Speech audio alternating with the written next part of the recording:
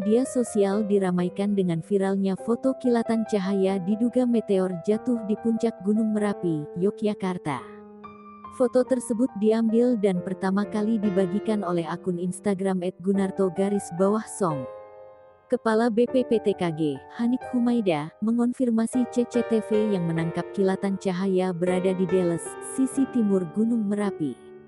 Hanik menyebut tidak terdapat sinyal yang signifikan dari data kegempaan. Masyarakat diimbau untuk tetap tenang, tidak panik dan selalu mengikuti informasi dari sumber yang terpercaya.